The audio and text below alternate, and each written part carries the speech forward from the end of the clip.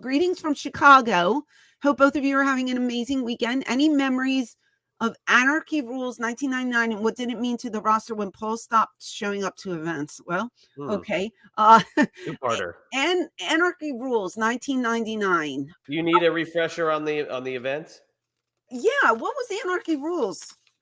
Guys, if you don't know by now, I don't remember anything. So you have to refresh my memory. If she sees it, it'll start to toggle some of her memory. I trigger memories, but like if you just tell me, like fans always say, "Oh, do you remember you wore this thing at this?" I'm like, no. Okay, here we go. The Odeum, September 19th, 1999. The Odeum, I remember the Odeum. You were. Let me find you here.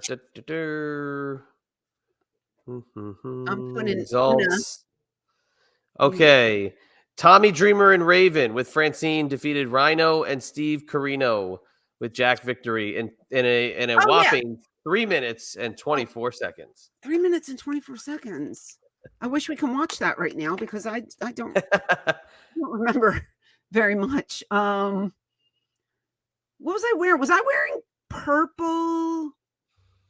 Was that the outfit where I showed a little bit of underboob?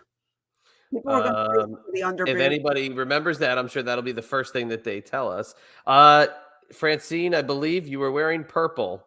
Who said that? I believe that was you. That's it. That's the underboob. See, I remembered. Oh, you triggered me. Yeah. How do you not remember the underboob? I remember I love that outfit, by the way. I remember. Why did we have such a short match? I wonder. I don't remember that. Was somebody injured?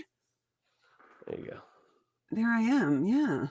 My flat stomach. I don't know. I mean, that's an interesting one. I haven't seen that maybe ever. And your comment in 2018 under that was, "I love that outfit." I do love that outfit. That's a great outfit. What was that? A picture from? Somebody posted it on Twitter.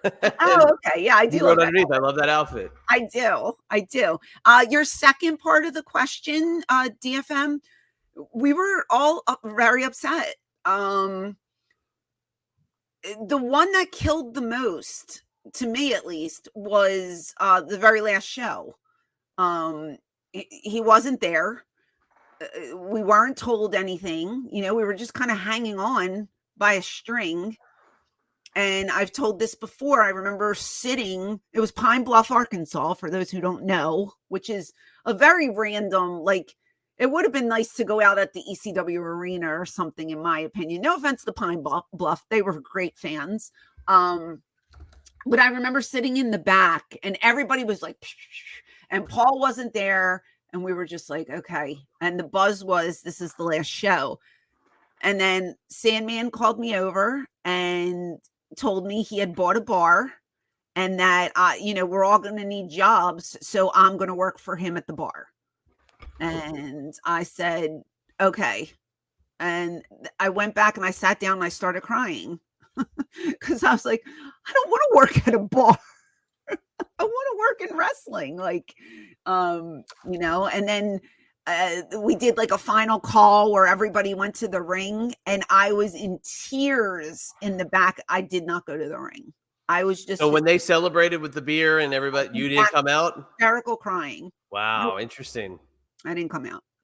Yeah, we had Nova on about a year ago when he was saying that he was, busting your balls in the parking lot, singing End of the Road. We've come to the end of the road. I was like, shut up, Nova. You suck. You're so mean. How could you laugh? I don't know. But how about when Paul showed up on Raw? What did you think?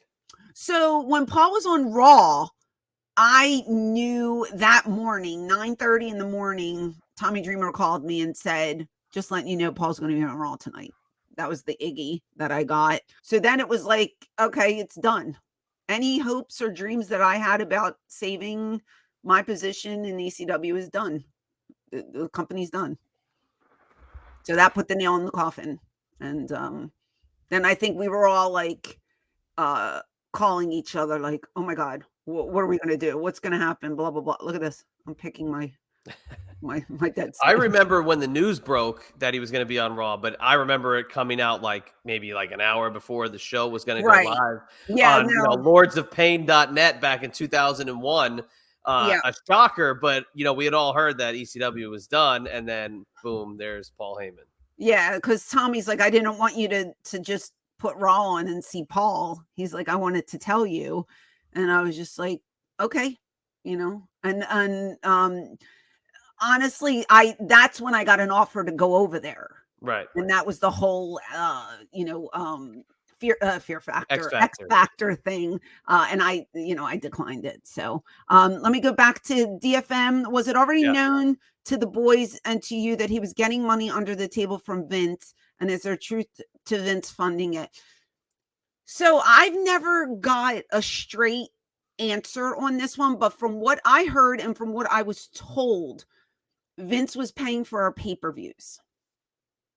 So I think a pay-per-view back then was $250,000. So $250,000.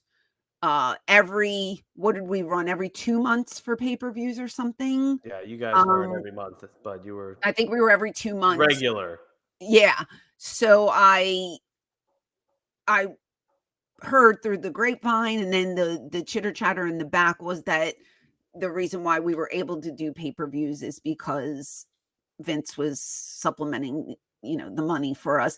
And then I don't know if Paul was paying him back. I don't know what that deal was like, but you had to wait, I think 90 days to get your money from a pay-per-view in. So that didn't even cover the next pay-per-view because it was 60 days to the next pay. It was just like you steal from Peter to pay Paul, and it was exactly it. It was a mess.